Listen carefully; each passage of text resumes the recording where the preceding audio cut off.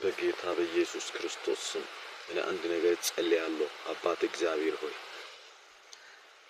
ምድረ በዳ ኑሮ በቃ አንተ ካልክ፣ የምድረ በዳ ጉዞ አንተ በቃ ካልክ፣ በሕይወታችን ላይ የማይሆን የማይሰበር ድንጋይ የለም፣ የማይናድ ተራራ የለም፣ የማይገለበጥ ድልድይ የለም። አባት እግዚአብሔር ሆይ በዚህ ሌሊት ይህን ቃል ለማወጅ መጥቻለሁ።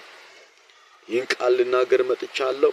በቅዱሳን ላይ ጫንቃው ላይ ተቀምጦ እንዱም መኖሪያ ስፍራቸው ምድረ በዳ ያደረገ ሐሳባቸው ምድረ በዳ ያደረገ በኢየሱስ ስም የሚኖራቸው ቤት ውስጥ ነው፣ ግን ውጪ እንደሚኖር ያደረገ አንገታቸውን ያነቀ ዘንዶ እንዲሞት አውጃለሁ በጌታ በኢየሱስ ክርስቶስ ስም። ይህን ሌሊት ለራሱ ተግና አድርጎ የሚጠቅም ክርስቲያንን ባዶ የሚያደርግ ጨለማ ዘንዶ እባብ እንዲሞት ጸልያለሁ በኢየሱስ ስም።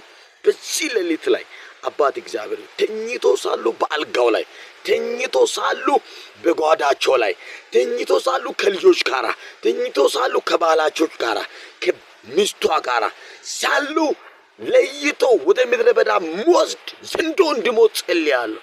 ለይቶ ወደ ከተማይቱ የሚያወጣ ዘንዶ እንዲሞት ጸልያለሁ። በህልም አንቃይቶ እንድትሞታት ሞትን የሚያሳይ ጨለማን የሚያሳይ ኑሮ መራራ የሚያደርግ በኢየሱስ ስም ጸልያለሁ። እንዲሞት አውጃለሁ በጌታ በኢየሱስ ክርስቶስ ስም። የዛንም ነበረ ለመርዶክዮስ ምንኛ ሰው ነበረ፣ ግን ለንጉሱ አንድ ቆነጃጅት አሳድገው በሰጠ ጊዜ ያችን ሰጠ እንጂ ለማን እንደሰጠ አላወቀም። አሁን የሱ ኢት ምን እንደሆነች ነገሩን አላወቀም። ግን በአይሁዳዊ ላይ የሞትን አዋጅ በሰማ ጊዜ ራሱን ልብሱን አወለቀ፣ እንዲሁም መራራ ጮኸ፣ ማቅን ለበሰ ይላል። አያችሁ አሁን ዘመናችሁ ህይወታችሁን ማቅ እንዲለብስ ያደረገ ዘንዶ እንዲሞት ጸልያለሁ በኢየሱስ ስም። እግዚአብሔር ከእናንተ ጋር ነው፣ አይዞ አትፍሩ። እኔ በዚህ ሌሊት ጸልያለሁ፣ ይህን እንዲሞት አውጃለሁ በኢትዮጵያ ምድር በጌታ በኢየሱስ ክርስቶስ ስም። በዓለማት በአጉራት ላይ እኔ አውጃለሁ በኢየሱስ ስም። በዚህ ሌሊት እኔ ባለሁበት በጋሞ ዞን በዲታ ወረዳ እንዲሁም በጌሰ ቀበሌ ውስጥ ነው ያለሁት።